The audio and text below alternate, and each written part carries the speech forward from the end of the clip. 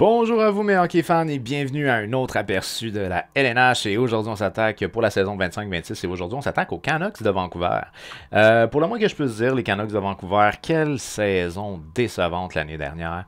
C'est une saison qui a été frappée, entre autres, par les blessures, il faut le mentionner. Thatcher Demko qui a été limité à 23 matchs.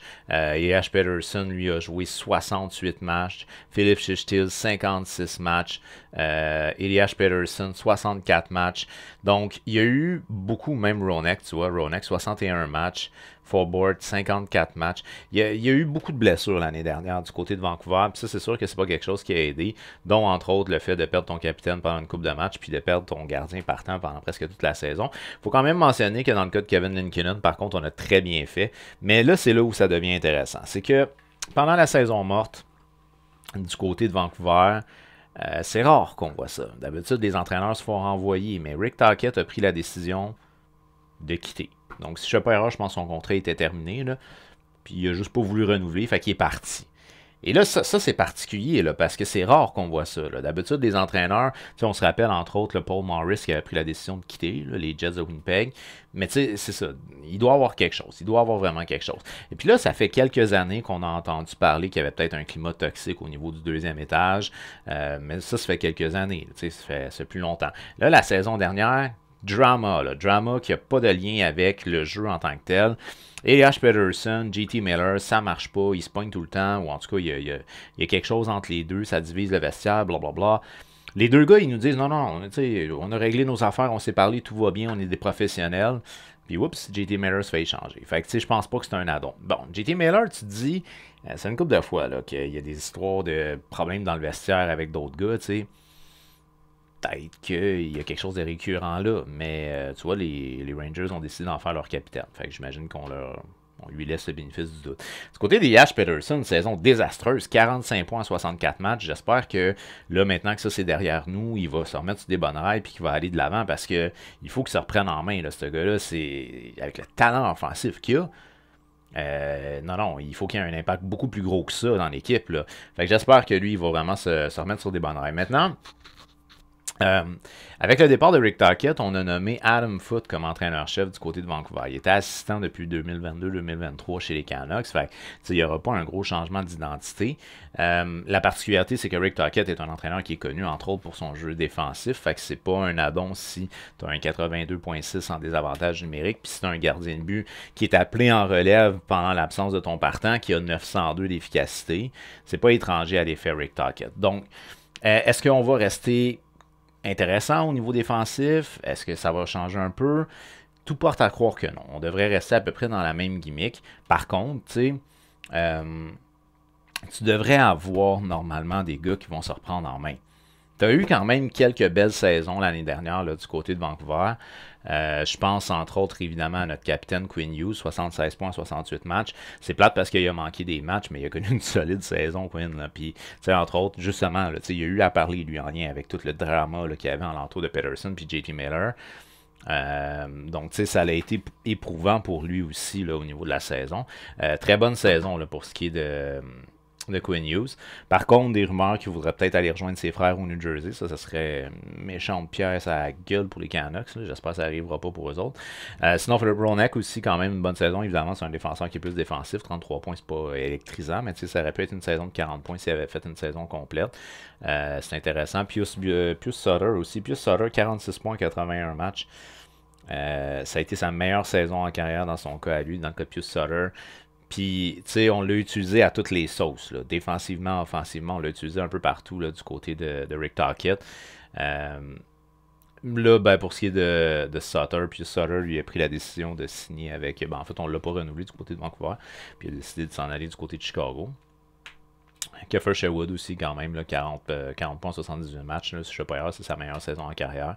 Fait que, il y a eu des éléments quand même intéressants, mais une saison sommaire très décevante pour les Canucks. Pour ce qui est maintenant de la saison 25-26, ben, on revient avec le directeur général Alvin. Sinon, l'entraîneur-chef, il a été nommé, c'est Adam Foote. Donc, entraîneur qui était assistant-entraîneur depuis 2022-2023. Je ne connais pas vraiment son identité en tant qu'entraîneur. Je connais son identité en tant qu'ancien joueur. C'était un défenseur qui était à caractère défensif et physiquement impliqué. Là. Mais tu sais, en tant qu'entraîneur, je ne sais pas vraiment quel genre d'identité ça va donner. J'ose croire que ça va continuer dans la même lignée que c'était avec Rick Tocchet. I will guess.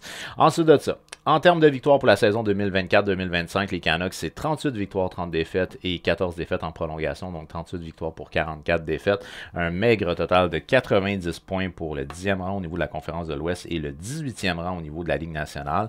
On a terminé avec une moyenne de buts marqués de 2,84, ce qui est vraiment pas glorieux. On est 23e dans la Ligue, mais c'est ça, tu sais. Ça allait plus ou moins bien pour JT Miller, un gars qui, ma foi, je pense qu'il a déjà fait 100 points dans la Ligue. Puis JT Miller avec les Canucks, 35 points en 40 matchs. Ça allait plus ou moins bien. 45 points en 64 matchs pour Yash Peterson. Fait que tu avais deux canons offensifs qui allaient bof. Fait que c'est sûr que ça a un impact. Je pense que c'est une équipe qui pourrait assez aisément avoir une moyenne de buts marqués de 3, d'après moi. Mais en tout cas, une moyenne de buts encaissés de 3,06, qui est ordinaire. On est 18e dans la Ligue. Un avantage numérique à 22,5 pour le 15e rang. On est dans le milieu de la Ligue. Puis sinon, un avantage numérique très solide, désavantage numérique très solide à 82,6. On est 3e dans la Ligue. Le meilleur buteur a été Jake DeBrusk, puis 28 buts. C'est pas nécessairement ce qu'on souhaite voir comme étant notre meilleur buteur. Mais la réalité étant ce qu'elle est, c'est ça. Sinon, on a 25 buts par Brock Bowser. Pius Sutter, que j'ai parlé un petit peu plus tôt, 25 buts aussi. C'est ça. On aimerait ça avoir un marqueur de 40 buts et on peut en avoir un du côté de Vancouver. Le meilleur pointeur a été Quinn Hughes. Bonne saison pour ce qui est du capitaine, 76 matchs. C'est le meilleur défenseur, évidemment, en caractère offensif, mais de façon sommaire. C'est le meilleur défenseur de l'équipe. 68 matchs, 76 points, plus 2. C'est un des très rares dans l'équipe qui a un différentiel plus-moins positif. On va le prendre. Maintenant, en termes d'espoir qui serait à surveiller, ben là, dans le cas de Tom Wilder, c'est un défenseur de 20 ans, 6 pieds 1, 190 livres. Il devrait jouer dans la Ligue américaine, normalement. Les deux autres, je vous les ai mis dans le line-up, mais dans le cas de Tom Wilder, il devrait jouer dans la Ligue américaine. Donc, défenseur de 20 ans qui a évolué au niveau de la NCAA la saison dernière. En 39 matchs, il a 2 buts, 22 passes pour 24 points. C'est quand même très respectable. C'est un défenseur qu'on dit qui est un two-way defenseman, donc capable de produire offensivement en plus d'être responsable dans sa zone. Il est très mobile et rapide. C'est un patineur qui a de belles qualités qu'on a repêché du côté des Canucks de Vancouver, mais théoriquement, il devrait jouer dans la Ligue américaine cette année et non dans la Ligue nationale, mais c'est un beau potentiel qu'on a du côté des Canucks de Vancouver pour un défenseur qui aime apporter quelque chose d'offensif. Ensuite de ça, en termes de deuxième espoir. En termes de deuxième espoir, on va y aller avec Jonathan Lekerimaki, un ailier droit / ailier gauche là, de 21 ans. Il mesure 5 pieds 11, 172 livres au niveau de la Ligue américaine la saison dernière. 36 matchs, 19 buts, 9 passes, 28 points. C'est pas nécessairement le meilleur playmaker. Dans la Ligue nationale, 6 points en 24 matchs. C'est un gars qu'on définit comme étant un attaquant très offensif avec un tir qui est lourd et précis. Alors, ça se pourrait qu'on le voit dans la Ligue nationale dès cette année et ça pourrait nous aider à augmenter notre moyenne de buts marqués, ce qui serait vraiment impératif à faire du côté de Vancouver, c'est sûr et certain. En termes de troisième espoir, ben là, on se dit que les Canucks ont un fétichisme pour les Peterson parce que, oui, il y en a un autre. Après Elias Peterson, on a Marcus Peterson et on pourrait bien avoir dès cette année Elias Niles Peterson avec les Canucks de Vancouver.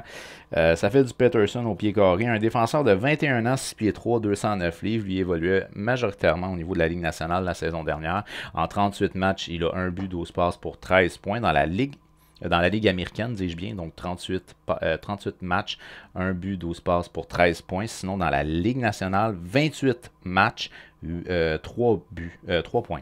Ouh! C'était tough ces stats à lui.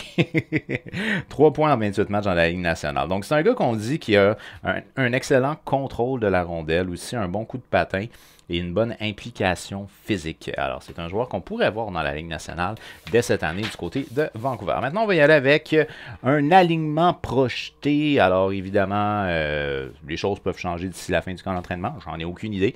Mais dans l'immédiat, au moment de tourner, donc on est mercredi le 1er octobre, aux alentours de comme 10h30 du soir. Moi, ça ressemble à peu près à ça là, pour ce qui est d'un line-up projeté d'après moi. Là, okay? Donc, on va y aller maintenant avec la première ligne. Probablement que la première ligne, on va revenir avec la même première ligne qu'on a vue le plus souvent l'année dernière, c'est-à-dire DeBrusk avec Peterson et Bowser. Dans le cas de DeBrusk, la saison dernière, 48 points, c'est quand même pas mauvais. Je pense que 28 buts, par contre, c'est une bonne production pour lui. Ensuite de ça, on le fait jouer avec notre centre numéro 1, qui est Elias Pettersson, 45 points, 64 matchs. C'est un gars qui peut faire plus qu'un point par match. Donc, on espère qu'il va se retourner dans cette lancée-là, dans cette lignée-là, parce qu'il est capable de le faire. Ensuite de ça, on le fait jouer avec Bowser. 50 points, 75 matchs, c'est bon pour Bowser, mais c'est un gars qui peut faire 30 buts. Il en a fait 25, là, c'est un gars qui peut facilement faire 30 buts. Fait que c'est une ligne qui, normalement, devrait profiter du playmaking d'Elias Pettersson parce que des deux côtés, on est capable de marquer. En termes de deuxième ligne, une signature que je vais qualifier d'intéressante qu'on a fait du côté de Vancouver.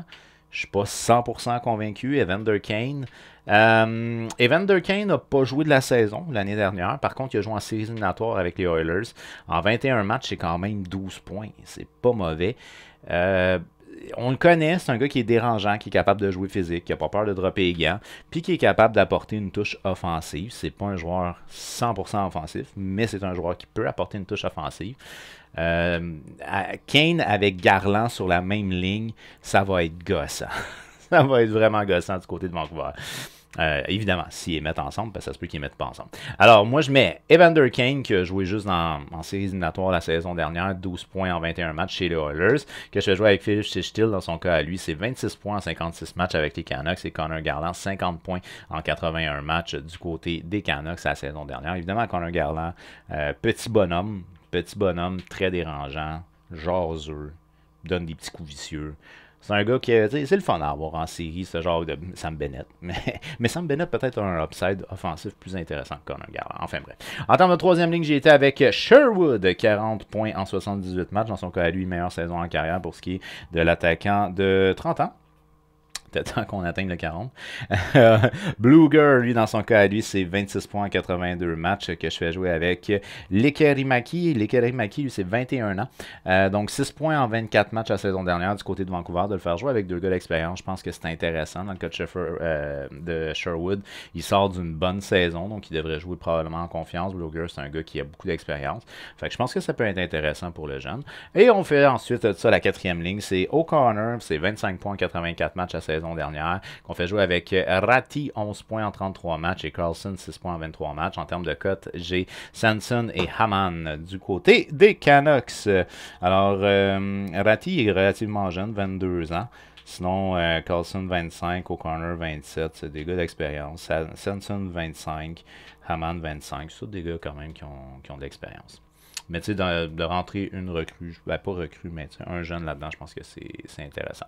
Maintenant, en termes de pairing, bon, évidemment, ça fait des années qu'on voit Hughes avec Ronek, fait qu'on revient avec Hughes puis Ronek. On connaît bien, là, pour ce qui est de Quinn Hughes, c'est 76 points en 68 matchs la saison dernière, un défenseur très offensif qui aime ça appuyer l'attaque, blablabla. Et Ronek, Philippe Ronek, qui est plus défensif, c'est un gars qui est impliqué. 33 points en 61 matchs. C'est un beau pairing qu'on donne du côté de Vancouver, puis on va pas le défaire, j'en suis plus que convaincu.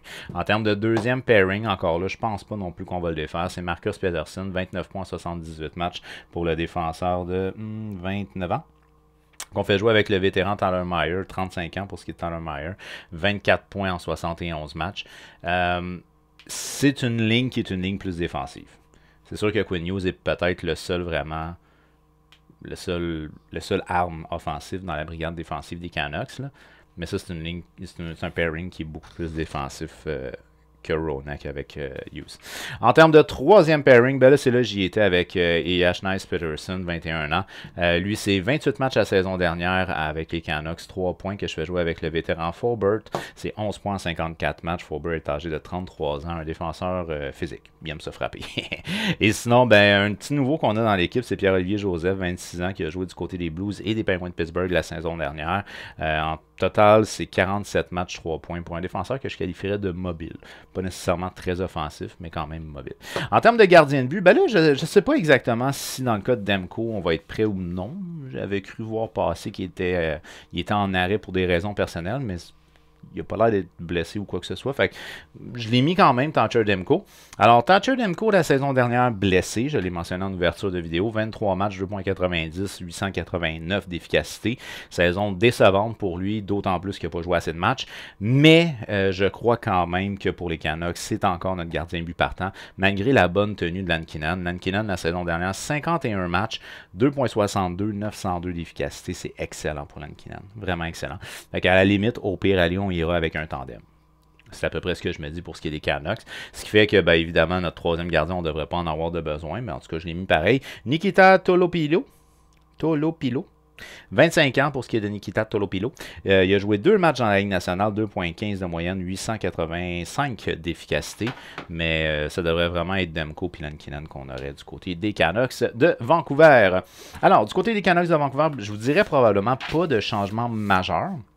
Par contre, on peut peut-être s'attendre à ce que des personnes qui ont moins performé la saison dernière vont performer un peu plus. Le départ de JT Miller est quand même assez colossal pour la production offensive. On se croise les doigts que ceux qui ont du talent offensif vont bien se développer parce que sinon ça risque d'être compliqué pour les Canucks qui déjà en arrachaient à marquer des buts. T'sais. Donc, pour ce qui est des Canucks cette année, je doute très fortement que cette équipe-là va être étincelante, disons. Okay? Mais je crois que c'est possible qu'on participe aux séries éliminatoires. Ça devient mieux dans le vestiaire, meilleure ambiance. C'est possible, mais on va être sur le cul. On va être 4e au niveau de la Pacifique. Alors, c'est ce que je crois pour ce qui est des Canucks de Vancouver. C'est quoi ta prédiction pour les Canucks? Est-ce que tu penses qu'ils vont participer aux séries éliminatoires et à quelle position ils vont finir au niveau de la division Pacifique? Eh bien, fais-le moi savoir au travers des commentaires. Je te dis un gros merci d'avoir regardé ma vidéo. On n'oublie pas, on fait un petit j'aime, on partage, mais aussi on s'abonne et active la petite cloche parce qu'il y a d'autres aperçus qui s'en viennent pour la saison 2025-2026 de la LNH. Un gros merci d'avoir été là. On se revoit très bientôt. Bye bye.